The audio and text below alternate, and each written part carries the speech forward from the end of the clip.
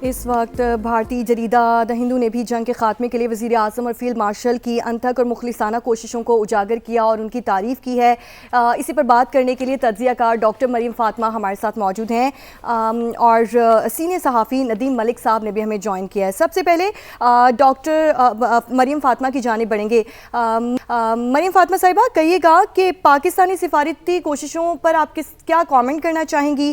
Trump की जानिब से भी इसकी तारीफ़ की गई और पूरी दुनिया पाकिस्तान को आर्म मेकर बोल रही है, पीस मेकर बोल रही है, तो इस पर क्या कमेंट करना चाहेंगी? जी well, thank you very much for having me on your TV channel. सबसे अहम पॉइंट हमें ये अपने मद्देनजर रखना पड़ेगा कि डिप्लोमेसी में एक टर्म होती है जिसको कहते हैं राइट मोमेंट। राइट मोमेंट वो वक्त होता है, वो पॉइंट होता है जब आप नेगोशिएशंस के लिए ब्रेक थ्रू करते हैं पार्टीज में और उनको हॉस्टिलिटीज से डिसएंगेज करते हैं। ये एक ऐसा मोमेंट था ईरान के लिए और यूएस और इसराइल के लिए कि ईरान जो है वो एक फटीग का शिकार है और इसके साथ ही इसराइल और यूएस जो है वो भी फटीग का शिकार है। And they wanted to pull out of it, they wanted a way out. तो ये राइट मोमेंट जो है पाकिस्तान की क़यादत ने जो है अपने लिए जो है वो एक चूज किया, एक क्रेडिबल ट्रस्टेड पार्टनर के तौर पे उन्होंने जो है फैसिलिटेशंस के लिए जो है अपने रास्ते खोले और दरवाजे खोले। और ये फैसिलिटेशन जो है आप समझिए कि पाकिस्तान को हम मीडिएटर कहते हैं, तो हम टेक्निकल टर्म्स में इसको मीडिएशन नहीं कह सकते क्योंकि पाकिस्तान ने खुद कोई प्रपोजल नहीं दिया हुआ। But Pakistan is providing good office, Pakistan is being a facilitator, Pakistan is trusted bye all the parties. और मैं एक बहुत अहम पॉइंट समझती हूँ, ये वक्त बहुत राइट इसलिए था कि इस वक्त जो है ईरान के ऊपर ब्रिजेस पे, उनके सिविलियन इंफ्रास्ट्रक्चर पे हमले हुए, स्ट्रेटेजिक एनर्जी एसेट्स पे हमले हुए, सऊदी अरेबिया के अंदर भी हुए, और साथ ही साथ आप ये समझ लीजिए कि 6 अप्रैल की डेडलाइन थी जो कि इस वक्त जो है यूएस के लिए जो है उसके बाद वो उससे ज्यादा शदीद हमले भी किए जा सकते थे। इस सारी सूरत हाल के पेश नजर अगर हम देखें तो हमें समझ में आएगी कि पाकिस्तान ने उस करेक्ट टाइमिंग को जो है यूटिलाइज किया है ताकि हॉस्टिलिटीज जी से डिसएंगेज बिल्कुल कराएं। बिल्कुल ऐसा मैं ही इसके लिए है। कुछ डॉक्टर मरियम साहिबा, आप हमारे साथ ही रहिएगा। इस वक्त senior anchor person Nadeem Malik हमारे साथ मौजूद हैं। नदीम मलिक साहब, as a senior anchor person आप इस सारी काविश को कैसे देखते हैं? आज सारी कौम जो है उसका सर फख्र से बुलंद हो गया। देखिए, पाकिस्तान ने बहुत अच्छी कामयाब सिफारतकारी की है और बहुत ही मुश्किल मामला इसलिए था कि जितने अफरीक इस तनाज़े के अंदर थे उन सारों को इकट्ठा लेकर चलना कोई आसान काम था ही नहीं। बिल्कुल।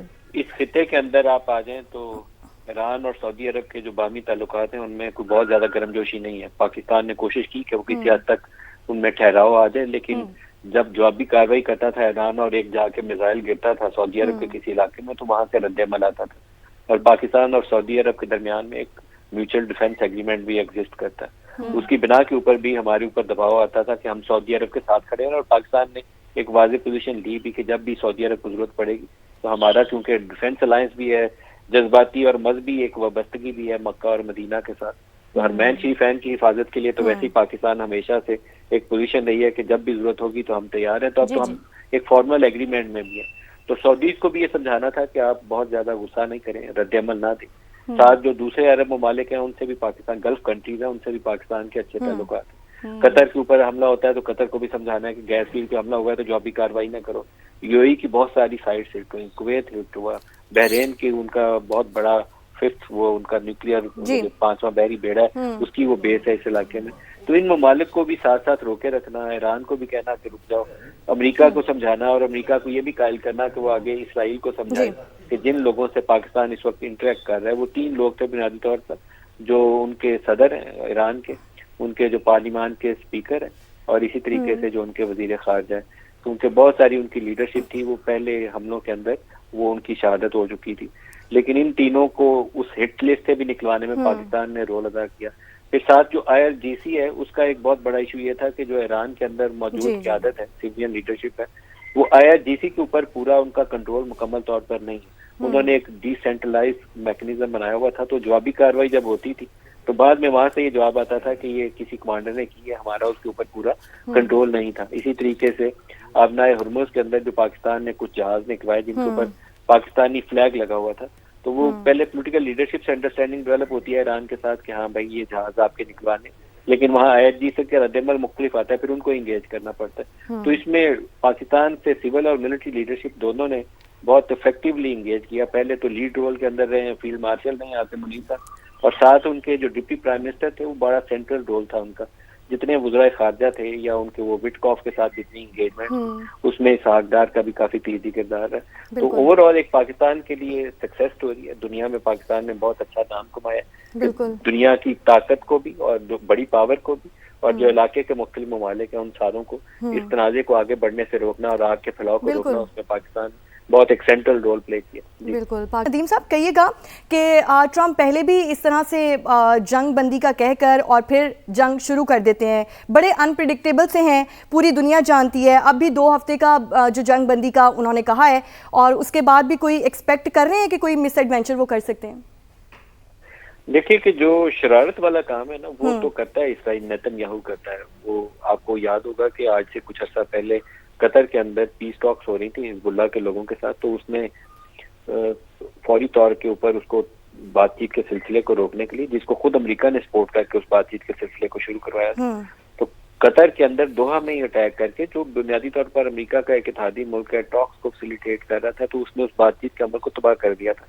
पाकिस्तान को भी 10 अप्रैल के लिए भी मुतात रहना चाहिए कि इसराइल कोई ऐसी साजिश न करे कि ये कोई प्रोसेस जो हमने शुरू किया है बातचीत का और अमन का, ये दरमियान में इसको खात्मा के लिए कोई नेतन्याहू कोई नई साजिश न कर दे। बहुत केयरफुल रहने की जरूरत है, टेररिज्म के हवाले से भी और ओवरऑल इस प्रोसेस के हवाले से भी। जो अमेरिकी सदर ट्रंप का रवैया है वो अनप्रेडिक्टेबल तो है ही, लेकिन वो कुछ उनकी गैर संजीदगी का लेवल नेक्स्ट है। वो सफारतकारी के मैदान के अंदर किसी सदर से या वजीर आजम से आप ये तवक्को नहीं करते कि किसी दूसरे मुल्क को गाली देकर सोशल मीडिया पे या किसी पब्लिक स्टेटमेंट में जिक्र करेगा। ट्रंप साहब ने वो भी काम किया। फिर लास्ट डे जो उनकी धमकी थी वो इनडायरेक्टली तो वो न्यूक्लियर स्ट्राइक वाली धमकी दे रहे थे कि मैं पूरी तहजीब मिटा दूंगा और इसको दोबारा जिंदा करना भी मुमकिन नहीं होगा। तो ये बहुत अनफॉर्चुनेट है कि वो इस हद तक चले गए थे। ये डेस्परेशन थी, क्योंकि इब्तदाई तौर पर नेतन्याहू ने जो उनको मंसूबा भेजा था उसके मुताबिक भी था कि चंद रोज के अंदर हम ईरान को मलियामेट कर देंगे, इसकी सारी लीडरशिप को हम मुका देंगे, और इनकी जितनी मिसाइल साइट्स हैं उन मिसाइल साइट्स को भी बड़ी हद है तो 1 हफ्ता लगेगा या 2 हफ्ते लगेंगे तो हम तबाह करके ईरान के टुकड़े कर देंगे। ये वो प्लान था जिसको नेतन्याहू ने ट्रंप को बेचा और ट्रंप साहब उस प्लान को लेकर आए। लेकिन ईरान के लिए कामयाबी का सिर्फ एक यार्ड स्टिक थी कि ईरान को सर्वाइव करना था, और ईरान ने बड़ा सक्सेसफुली सर्वाइव किया। और अब ईरान का और अमेरिका का मुवाजना करें, 28 फरवरी से पहले आबनाए हुर्मुज़ वैसे ही खुला था, लेकिन अब ट्रंप साहब की कामयाबी और विक्ट्री जो वॉशिंगटन बेच रहा है इस वक्त अपने लोगों को, आवाम को, वो ये कह रहा है कि आबनाए हुर्मुज़ हमने खोल ली है। तो आबनाए हुर्मुज़ तो 28 फरवरी से पहले वैसे ही खुली थी। तो अब ईरान ने एक नई चीज सीख ली है जो इस जंग से पहले शायद उसने नहीं सीखी थी, लेकिन अब सीख ली है कि वो वेपनाइज कर सकता है आबनाए हुर्मुज़ को, और अगर उसके ऊपर कोई भी हमलावर होगा तो इस हुर्मुज़ को बंद करके वो पूरी दुनिया को घुटने टेकने पर मजबूर कर सकता है, और उसने किया इस दफा। तो अमेरिकी सदर के लिए भी मेरे ख्याल में बहुत चैलेंजेस हैं आगे।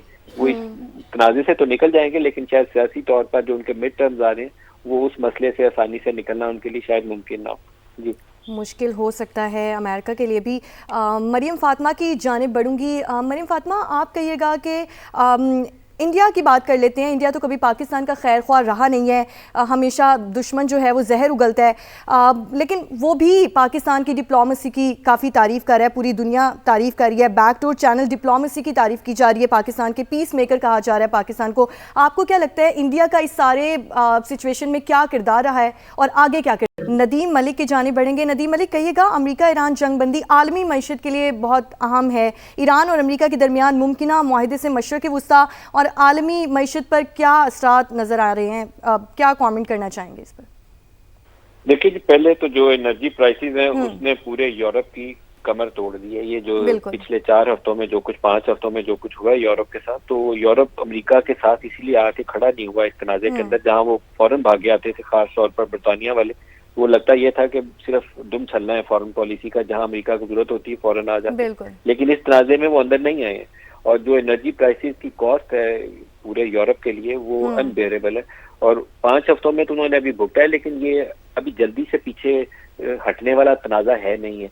ये तनाज़ा पीसफुल सेटलमेंट हो भी जाए तो प्राइसेस को स्टेबलाइज होते होते कई महीने लग जाएंगे। तो उसकी जो कॉस्ट है वो वर्ल्ड इकोनॉमी को एक दफा भुगतनी पड़ेगी। इन्फ्लेशनरी प्रेशर्स आएंगे इस वक्त, क्योंकि बाज़ प्रोडक्शन लाइन ऐसी हैं, जैसे कतर की गैस फील्ड है, वो हो सकता है उसको कई महीने लग जाए। इसी तरह साउथ पारस गैस फील्ड है ईरान की, एक ही गैस फील्ड है, वो एक हिस्सा उसका कतर में और दूसरा हिस्सा उसका ईरान के अंदर है, तो इन दोनों की प्रोडक्शन लाइंस को बहाल होते हुए काफी अर्सा लग सकता है, और जब तक वो वापस नहीं आएंगी तो गैस प्राइसेस ऊपर रहेंगी।